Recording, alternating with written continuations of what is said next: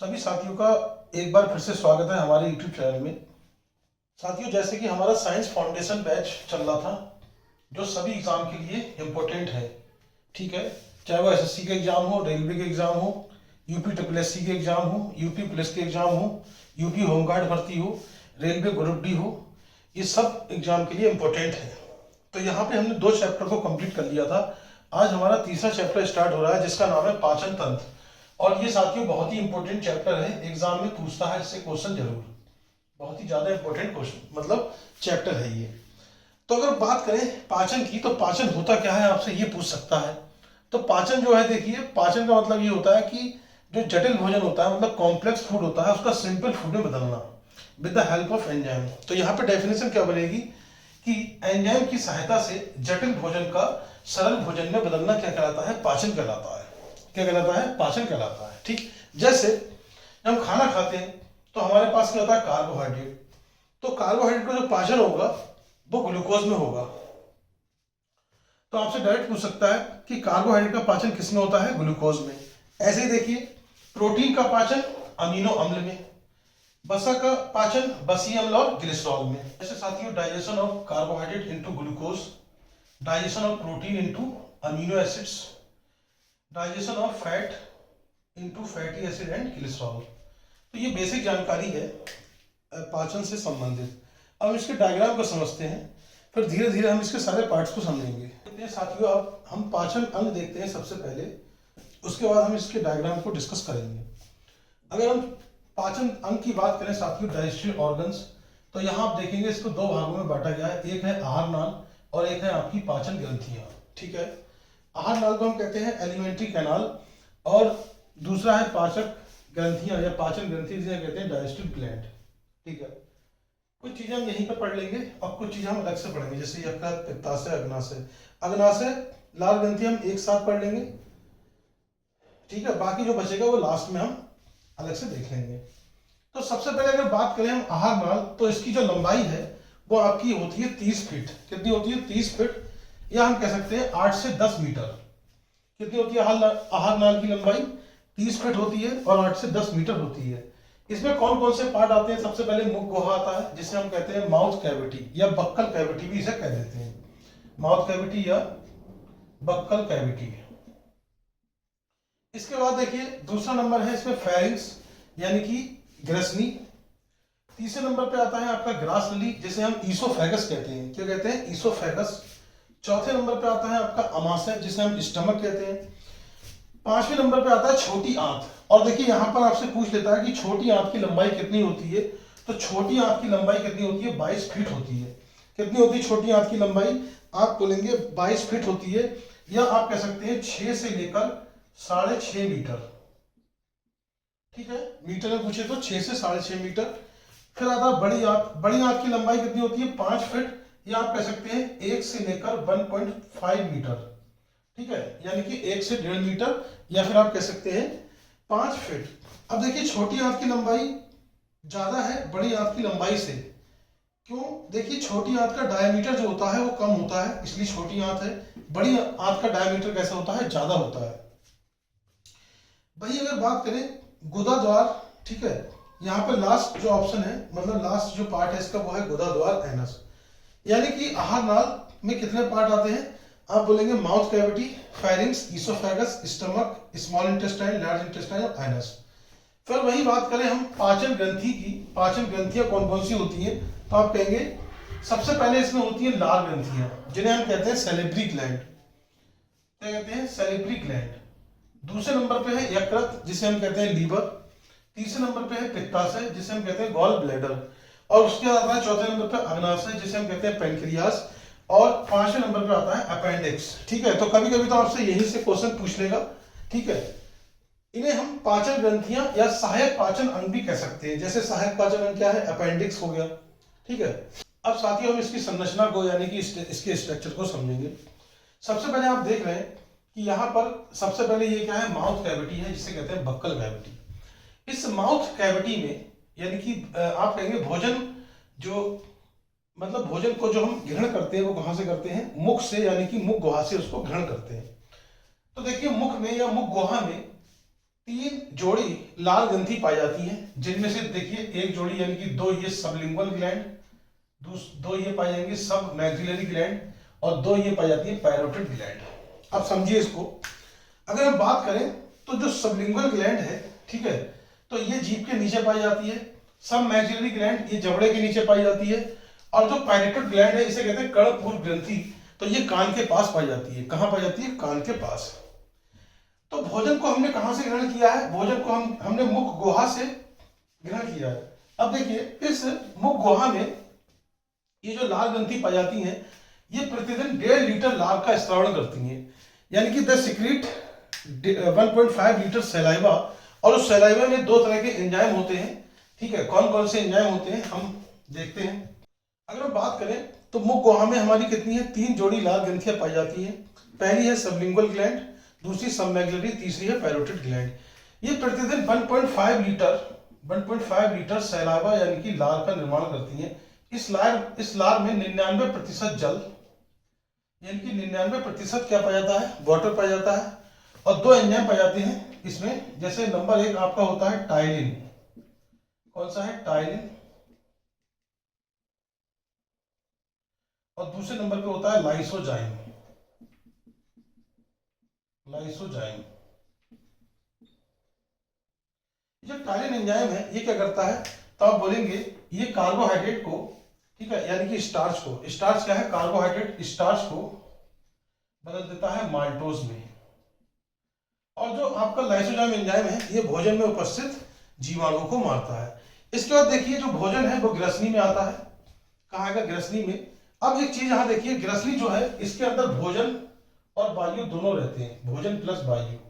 तो आपसे अगर कोई पूछे कि भोजन और वायु के लिए कॉमन पैसेज है, वो है ग्रसनी। अब जो ग्रसनी है वो भोजन और वायु के लिए ओवेनिस्ट अंग है। अब हम ग्रसनी से जब आगे बढ़ते हैं तो कंठ के पास एक संरचना पाई जाती है जिसे हम कहते हैं एपिग्लोटिस। ये एपिग्लोटिस क्या करता है?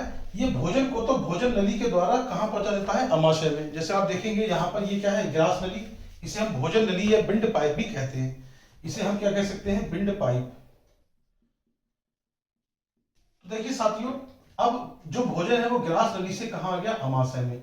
इस अमाशय में आप देखेंगे जठर रस पाया जाता है। जठर रस क्या पाया जाता है? जठर रस पाया जाता है, जिसे हम कहते हैं गैस्ट्रिक जूस कहते हैं। क्या कहते हैं? Gastric juice. इस जठर रस में आप देखेंगे इसके अंदर आपका एक एंजाइम होता है पेप्सिन, ठीक है, एक होता है पेप्सिन आपका। इस जठर रस में एक होता है आपका पेप्सिन और एक होता है रेनिन। ये जो पेप्सिन होता है ये प्रोटीन का पाचन करता है, यानी कि प्रोटीन को पॉलीपेप्टाइड में बदल देता है। और जो रेनिन होता है वो दूध में उपस्थित प्रोटीन का पाचन करता है, ठीक है, दूध में उपस्थित जो प्रोटीन होता है उसमें पाचन करता है। एक क्वेश्चन आता है, देखिए दूध का जो सफेद रंग होता है वो किस कारण होता है? तो उसमें उपस्थित एक आप बोलेंगे केसीन प्रोटीन के कारण। उसमें उपस्थित केसीन प्रोटीन कारण दूध का रंग कैसा होता है? सफेद होता है। तो अब यहाँ पे आपने देख लिया भोजन यहाँ स्टमक में क्या हुआ? इसका डाइजेशन शुरू हो गया। तो आपसे पूछेगा कि यहाँ पर किसका पाचन हुआ है? प्रोटीन का। सर्वाधिक पाचन किसका हुआ है? प्रोटीन का। मतलब यहाँ पे प्रोटीन का पाचन होगा आपके अमाशय वाले भाग में। अब देखिए भोजन कहाँ आ रहा है? अब ये आ रहा है हमारा छोटी आंत में।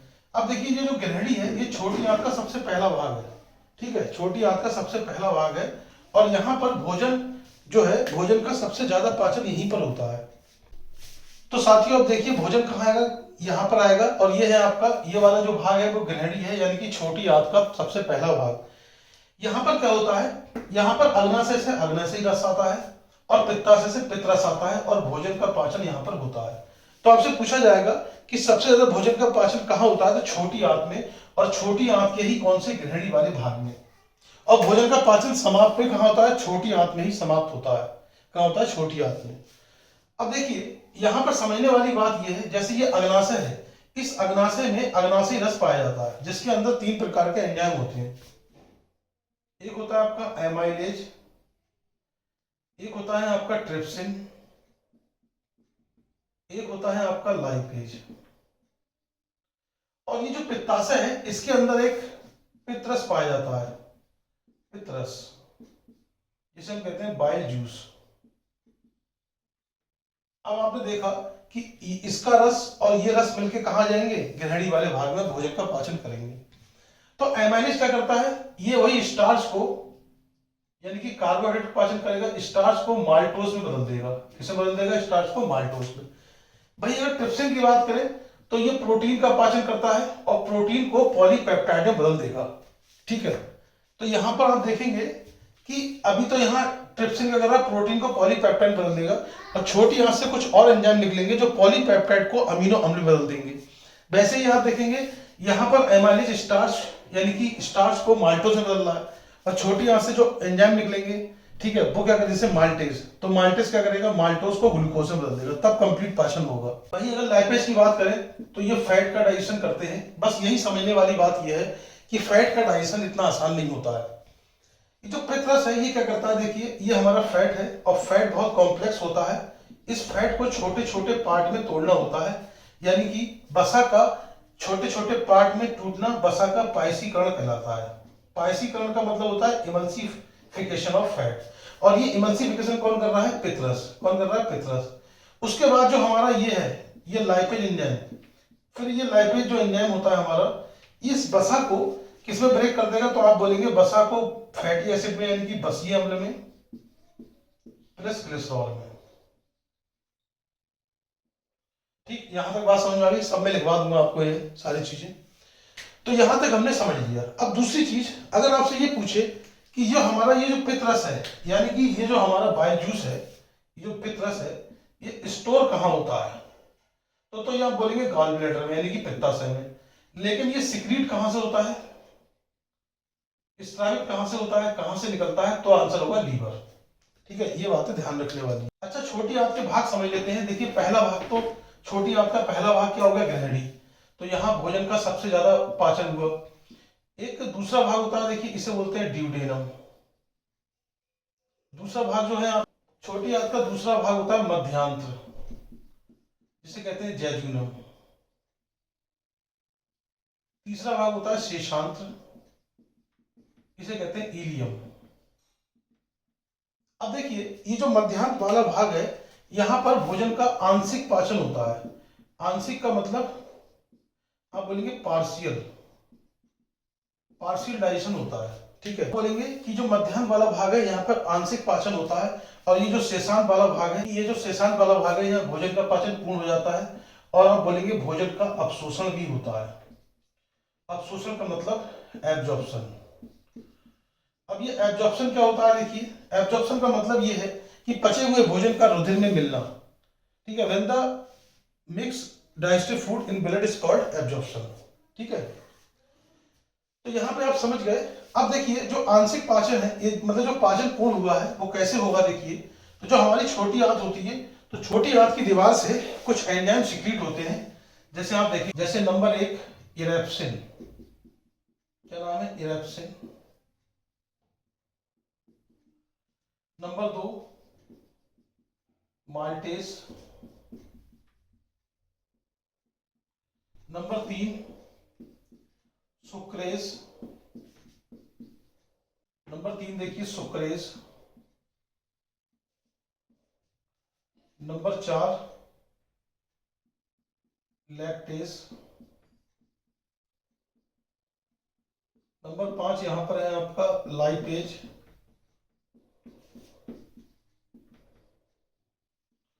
देखिए साथियों, अगर बात करें छोटी आंत की दीवार से ये एंजाइम कुछ निकलते हैं, ठीक है, तब जाके पाचन पूर्ण होता है। जैसे इरेप्सिन क्या करता है, ये जो आपका प्रोटीन बदला था पॉलीपेप्टाइड में, यानी कि ये प्रोटीन आपका किस में कन्वर्ट हुआ था, स्टार्टिंग में प्रोटीन का पाचन हुआ था पॉलीपेप्टाइड में। तो ये पॉलीपेप्टाइड को बदल देता है अमीनो अम्ल में, अमीनो एसिड में। ठीक है, वही माल्टेज क्या करता है, तो ये बदल देता है माल्टोज को ग्लूकोज प्लस ग्लूकोज में, यानी कि 2 ग्लूकोज बनेंगे। वही सुक्रेज क्या करता है, देखिए तो आप बोलेंगे ये सुक्रोज को किसे बदल देगा, आप बोलेंगे ग्लूकोज प्लस फ्रक्टोज में। ठीक है, तो यहां पे आप देखेंगे कि माल्टेज क्या कर रहा है, कार्बोहाइड्रेट का पाचन कर रहा है। ये क्या है, कार्बोहाइड्रेट। सुक्रेज भी क्या कर रहा है, कार्बोहाइड्रेट का पाचन कर रहा है। वही लैक्टेज क्या करता है, तो ये लैक्टोज को बदल देगा आपका ग्लूकोज प्लस गैलेक्टोज में। ये भी देखिए कार्बोहाइड्रेट का पाचन कर रहा है। और लाइपेज वही काम करेगा जो मैंने स्टार्टिंग में आपको बताया था, वसा का पाचन करेगा। यहाँ पर इरेप्सिन क्या करता है, ये प्रोटीन का पाचन करता है। तो इस प्रकार देखिए छोटी आंत में क्या होता है, भोजन का पाचन कंप्लीट हो जाता है। अब भोजन आता है बड़ी आंत में। बड़ी आंत के 3 भाग होते हैं। देखिए साथियों, बड़ी आंत के 3 भाग है, सीकम, कोलोन और मलाशय। अगर हम सीकम की बात करें तो आप कहेंगे कि सीकम में सेलुलोज का पाचन होता है शाकाहारी जंतुओं के केस में, यानी कि जो जंतु वगैरह होते हैं उनमें जो पाचन होता है वो कहाँ होता है, वो सीकम में होता है। ठीक है, और आप ये भी कह सकते हैं सीकम में सेल्यूलोज का पाचन होता है, सेल्यूलोज। ठीक है, तो पशुओं में जो पाचन होता है वो कहाँ होता है, वो सीकम में होता है। और आप बोलेंगे सीकम में सेल्यूलोज का पाचन अपेंडिक्स की सहायता से होता है। किसकी सहायता होता है, अपेंडिक्स की सहायता से होता है। ठीक, इसके बाद देखिए दूसरे में है कोलोन। तो यहां पर आप बोलेंगे जल का अवशोषण होता है। बस यहाँ पे आप इतना याद रखेंगे, सीकम वाले केस में यहाँ पर मनुष्य से कोई लेना देना नहीं है पाचन का। ठीक है, कोलोन में क्या होता है, यहाँ पर जल का अवशोषण होता है, यानी कि एब्जॉर्प्शन ऑफ वाटर होता है। फिर मलाशय में क्या होता है, देखिए तो जो अपचित भोजन होता है, अनडाइजेस्टेड फूड, उसको मलाशय के द्वारा, ठीक है, वो मलाशय में एकत्रित होता है, यानी कि मलाशय में क्या होता है, एक्यूमुलेट हो जाता है और फिर एनएस के द्वारा उसे शरीर से बाहर निकाल दिया जाता है। अब होता क्या, देखिए ये जो कोलोन वाला भाग है इसमें एक बैक्टीरिया पाया जाता है, इसका नाम है ई कोलाई बैक्टीरिया। ये ई कोलाई बैक्टीरिया क्या करता है, जो अपचित भोजन होता है उसको मल में बदल देता है और उसके बाद एनएस के द्वारा शरीर से बाहर निकाल दिया जाता है। अब ये जो ई कोलाई है ये एक सहजीवी जीवाणु होता है। सहजीवी का मतलब सिम्बायोटिक, सिम्बायोटिक बैक्टीरिया होता है। ये अपचित भोजन को मल में बदलता है, यानी कि फीसेस में बदलता है और हमारे शरीर को क्या देता है, ये विटामिन B12 और विटामिन के देता है। इसलिए हम क्या बोलते हैं, इसे सहजीवी जीवाणु बोलते हैं। तो ये साथियों पूरा डायग्राम था जो मैंने आपको समझा दिया है। तो ये देखिए साथियों, अगली वीडियो में हम इसको डिटेल में और लिख के बता देंगे सारी चीजें। तो आज के लिए तय रखते हैं, अगली वीडियो में हम इसको देखते हैं। Thank you. अगर साथियों आपको वीडियो अच्छा लगा हो तो चैनल को सब्सक्राइब कीजिएगा, वीडियो को लाइक कीजिएगा, शेयर कीजिएगा। Thank you very much. मिलते हैं अगली वीडियो में।